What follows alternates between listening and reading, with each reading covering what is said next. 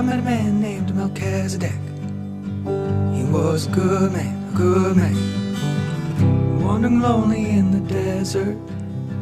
He invited me to stay, said I would learn to love the space.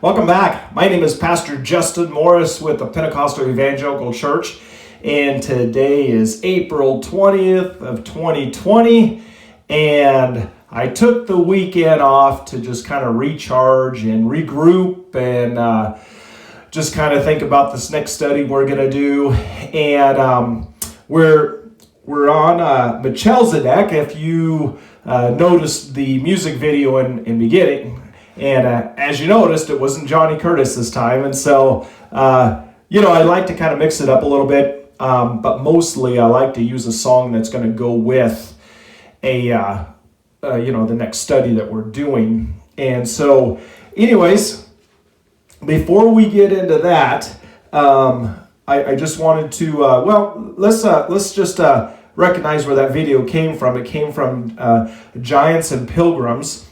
And that was actually published on YouTube of September 9th of 2019. So if you want to hear the entire thing, go on there and check it out. It's good. Okay. And I wanted to also point out, if you would like to fellowship through email, I'd love to correspond back and forth with you at morris.pec@gmail.com. And if you'd like to check out our website and our church, just go on www.pec.today, and you can kind of look through and watch all the videos there.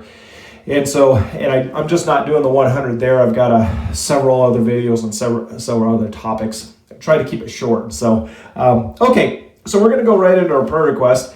I've been asking prayer on the coronavirus, and we've all been praying for that. So we're just going to let God do what he's going to do and continue to keep that in our prayers. But what I'm going to ask for today is, we have a lot of PEC pastors, and PEC stands for Pentecostal Evangelical Church, and but mostly lay ministers in our organization. And a lot of them were put on, as far as their ministries, were put on a hold because most of them were either hospital ministers, nursing home ministers, jail ministers. Ones, of course, as ministers, we go out and see people. And so they've just been kind of stuck at home. And I just want to pray for their spirit and their enthusiasm and their strength and their spirit. And I just want to pray for all of you out there that are PEC ministers, just continually to use this time to recharge and regroup, and just get strong in your spirit, because I think that the Lord is really causing us to slow down and seek him in this time. That's what I'm using it for. And so I reach out to all you PEC ministers, just to stay encouraged, because God is still on the throne. We know that. I also want to reach out to our Philippine ministers and our bishop over there, Bishop Marco Riviera and his wife Elizabeth, that I'm continually praying for you and your ministers. They've got about 30 ministers in the Philippines there. And so I would just like to, stretch out my hand to you all, okay? And I want to continue to pray for our president in this time. He's really showing a lot of strength, but when the media continues to beat down, it's got to wear on him. So let's just continue to pray for his strength and his physical strength and his spiritual strength to just continue to keep strong in this, okay? So, all right. If you've got your book, The 100, we're going to go into Melchizedek today, all right? And I'm really excited about that. And if you don't have a book, you can get it on Amazon for $13.99, and you can follow along with us. And, of course, we post all the videos on our website, so when you get your book and you want to start an errand and go through, that's perfectly fine. That's reason why we save those videos on our website. So, Melchizedek, pretty cool. But I do want to point out this morning, just want to take a short pause for the cause. I woke up this morning and it's completely beautiful outside.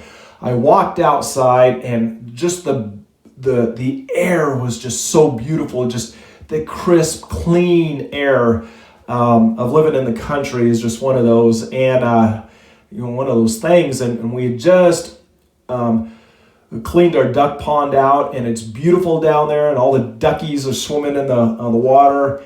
And then I heard this little meow, meow, meow, and I looked over, and our mama cat just had babies this morning, or we woke up to babies, and so that was really cool. So, in the midst of everything that's going on, life is still springing forward, and it's still beautiful, and so you just have to continue to see what God is doing. And, there's a spiritual dark cloud, but you just look through that cloud to God, and so God is always there. That's what we can just be excited about, okay? And so I just wanted to, point that out. It was really cool this morning to wake up and smell the fresh air, and it's not too hot out, it's not too cold, it's just perfect. And it smells so fresh, like, well, I've got the sprinklers going on out in my fields, so you smell that, okay, and the fresh grass and everything. So anyways, unless you have allergies like my wife does, and you can't go out there and just soak it all in without getting an allergic reaction. But my wife isn't that bad. She just can't walk out in the grass in her barefoot, which in our yard you wouldn't want to do that, because chickens have been out there and ducks been out there, and you know what they do, So I wouldn't recommend, if you come and visit me at my house, keep your shoes on, okay? So all right, so we're going to jump right into Melchizedek, or Melchizedek, however you want to say it. But in the Hebrew, that means my king is righteous. Pretty cool, okay? And it comes from Melchizedek, which means king, and Chesdek, this is a broken down version, means justice and righteousness, okay? As odd as it may be, in the book of Genesis, there is no real record at all of his birth or his death. He just appeared. And he appeared as a high priest automatically. He wasn't promoted to it. And so he just appears here, okay? And then we can, if you look in Hebrews chapter 7, verse 3, it states, without father, without mother, without genealogy, having neither beginning of days nor end of life, but made like the Son of God, remains a priest continually. That really gives you an idea that he was like the Son of God, like Jesus, okay? His very name means King of Righteousness. And he is mentioned in Genesis chapter 14, verses 18 through 20, as being priest of the Most High God. And so let's read that. And Melchizedek, king of Salem, brought out bread and wine. Now he was a priest of God Most High. He blessed him and said, Blessed be Abram of God Most High, possessor of heaven and earth. And blessed be God Most High, who has delivered your enemies into your hand. And he gave him tenth of all, okay? In Psalms 110 verse 4, it states, you are a priest forever according to the order of Melchizedek. All right, we're going to get to that, the order and the priesthood and everything there. In Hebrews 6:20, it states that Jesus has become high priest forever after the order of Melchizedek.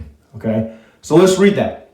Where Jesus has entered as a forerunner for us, having become a high priest forever according to the order of Melchizedek. Now there was an Aaronic priesthood, which was only done by hereditary. You had to be within the family of Aaron to receive this priesthood. But nevertheless, you had to be family to get it. Okay, and it only could be priests of the nation of Israel, no other. Okay, then there was the Melchizedekian, and I'm not sure if I said that right, but priesthood, which is an eternal or timeless, and no other people mentioned in the Bible or after the Bible has ever held this priesthood other than Jesus and Melchizedek himself. That's it. It's not hereditary. It is a timeless or eternal priesthood. And so it was only given by God himself. Some would speculate that Jesus and Melchizedek are the same person, but my question, are they? Do you have scriptural evidence that states that they are the exact same people? Melchizedek is like the Son of God, but there's definitely a difference between the two. One's the Son of God, and one comes after the Son of God. Okay, Melchizedek is a type of Christ, or a type like, but not. He was definitely a man. Okay, but there is no record of his beginning or ending, so he's a type of Christ. All right. They both share the same eternal order that can't be shared by anyone else. No person before them, no person after them. Okay? If you ever come across anyone that says, I have the Melchizedek order or priesthood or the Aaronic priesthood, beware, because you're coming in contact with a cult. Okay? Like I said, the only ones that can have those two priesthoods, or the only ones that can, is if you were in the family line according to the Aaronic, which, if you're not familiar with those priesthoods, definitely don't Google it, because it's going to come up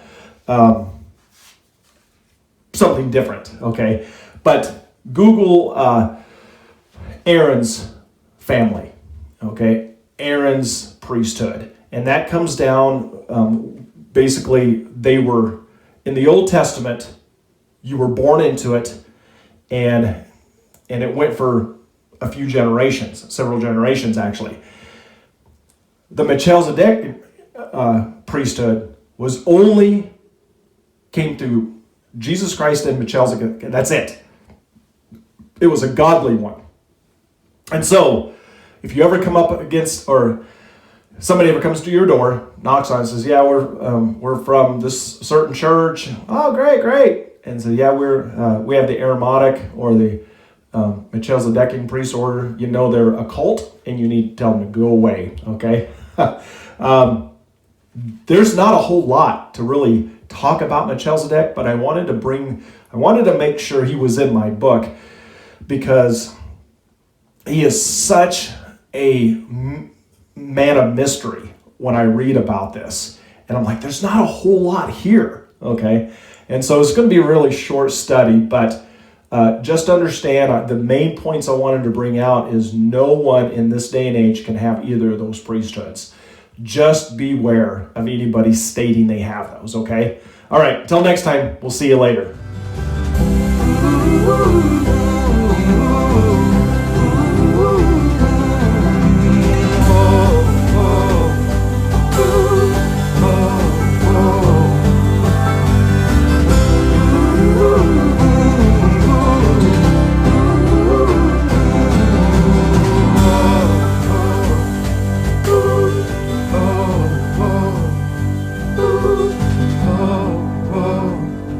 Ooh.